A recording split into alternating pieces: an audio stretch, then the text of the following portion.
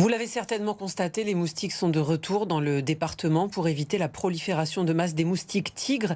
Quelques conseils simples à appliquer, dispensés par l'EIDMED, l'institut qui a pour mission centrale le contrôle de la population des espèces nuisantes de moustiques proliférants dans les zones humides. Écoutez. Je rappelle, le moustique tigre, lui, a vraiment besoin d'eau, hein. On le constate malgré tout que euh, dans l'inconscient de tout le monde, les moustiques, ça devient un problème lorsqu'ils volent et qu'ils viennent nous piquer. Mais le problème, c'est un peu tard pour le gérer à ce niveau-là.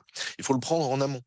Les moustiques ont une grosse faiblesse, une grosse faille finalement, en particulier le moustique tigre, c'est qu'il va avoir besoin de petites collections d'eau pour pondre ses œufs et pour que les larves se développent. Le développement des larves va prendre une dizaine de jours, hein, entre 7 et 10 jours.